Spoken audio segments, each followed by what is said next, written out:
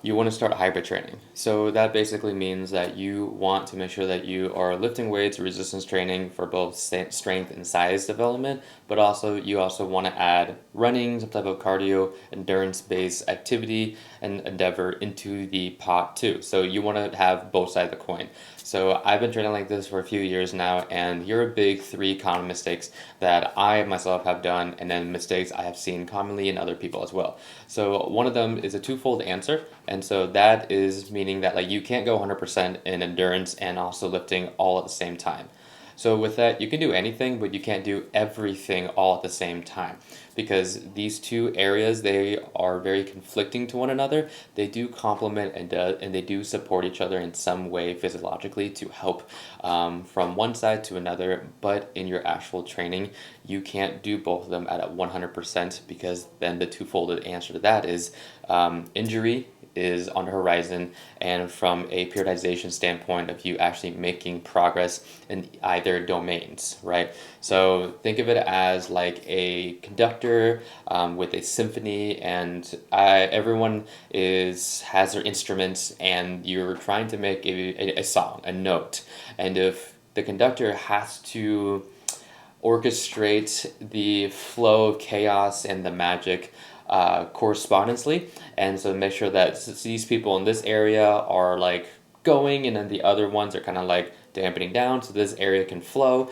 and then they just kind of like rhythmically go back and forth in some beautiful harmonic fashion. That's very much how periodization works and for training, right? So there's seasons of your training just like there's also seasons of your life. So for one season, yes, you definitely want to make sure that you are filling the cup when it comes to your endurance and for your lifting, so then it doesn't fall to the waistline, but you want to keep like a certain level of work into it, and that's where the periodization happens, so then you can account for a lot of these variables. You can look at everything from a bird's eye view. Either you are programming it yourself, or you go learn, or you go hire a coach, or anything like that. And so like the people that I coach and in my programming system, I make sure that all the variables are it basically makes sense from a bird's eye view. So then people are able to progress in their desired season, in the season that it's intended to. For like one season, we are going to push endurance a little bit more. Another season, we're going to push a little bit more hypertrophy, but making sure that we're still building our like aerobic base. And now that we're cranking up, let's say running volume or running intensity, maybe I'm going to pull back on some of the lifting so then it doesn't interfere with one another, and also in a way where people don't get injured, because since you're doing so many different type of modalities and loading the joints, load management is the big term here, is that you don't want to overstress and overload a joint too much past its tissue tolerance, like your ankles, your hips, your knees, different tissues, joints, areas, so then you don't get injured, because you want to make sure that you're doing things well and intelligently and periodizing everything as you can, so then you can keep doing the thing, staying in the game and not being injured, and while also progressing in your endurance, progressing in your strength. Just like what I said earlier, is that you can do anything, but you can't do everything all at the same time.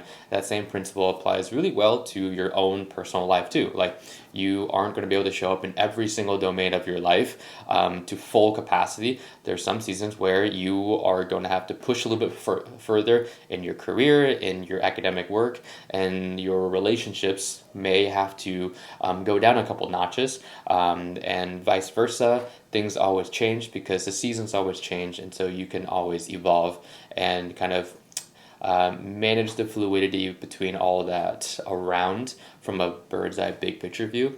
So the really big thing is making sure that you are training in a way that's intelligently programmed for you to be able to make progress, but also mitigates the risk of injury so that you don't get hurt. Because if you get hurt, then you're taking all these steps behind, and you're it's just not a fun time, and it gets expensive. Coming from a guy who's had 3 left knee surgeries, it's not a fun time. 2 of them were ACL, 2 of them were ACLs, 2 of them were also meniscus, and 1 was a bone surgery, and 2 of them were were done within the same year, while 1 of them was like 4 years prior, so from high school to undergrad. But now the third big mistake that I've done myself, and it's very common for other people too, is under fueling and under hydrating yourself. So with that, since you are training at a much higher volume intensity across many different modalities and domains, you want to make sure that you have enough energy to support all these different stressors, for A, the performance itself, and for B, the recovery aspect too. So something that I want to share, that I am very prone to cramping. That's just me naturally. It doesn't matter. That's why I have to be very diligent and on top of my hydration. And hydration is more than just water. It's the water with the electrolytes that you can get in through dietary methods, and you can also get in through supplemental, like little packets like Liquid IV, Element, Noon, I think that's how you pronounce it, and a few other brands out there too. But making sure they have a ratio, potassium, magnesium, sodium, and a few other of the minerals like calcium and chloride and things like that. But really the big three is sodium, potassium, magnesium. Those are the big ratios that you want to make sure that are in your food more, or in your like dietary like supplement packets that you can get. You can put in your water. So with the water is the concoction of like hydration that you're really looking for. So especially if you also train and you're running and you're lifting in hotter environments from temperature and humidity, your sweat rate is going to be a lot higher too. And so you don't want to cramp or run out of fuel like carbohydrates, and making sure you're eating enough to support your runs beforehand, right? So you want to make sure that you're good to go. So then say you are doing those long runs past 60 minutes, you're able to refuel during the race and things like that, or just during your long runs. You want to make sure that you're getting those fuel nutrients in. Otherwise, your performance is going to start turning downward, because last thing you want to do is have a crappy run or a crappy lifting session, just because you're underfed and underfueled.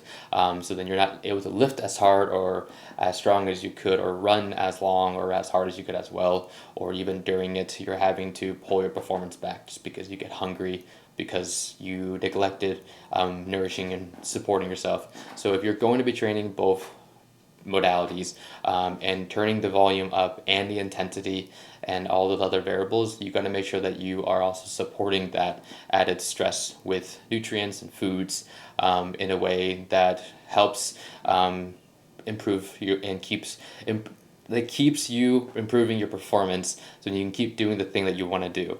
So those are really three big common mistakes that I have done in my past, and I've seen from my own clients and from people that I just see in the world, making sure that they are periodizing their program well and intelligently, in a way that they can make progress, in a way that minimizes and mitigates injury, and then also making sure that you are well fed and fueled, so then you can keep doing the thing, because the thing is fun, and when you feel good, you do better.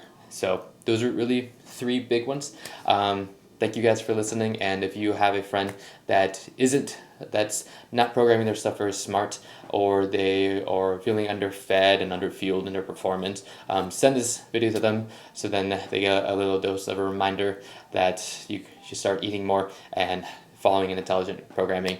Again, thank you guys for listening, and I'll catch you guys in the next one. Bye.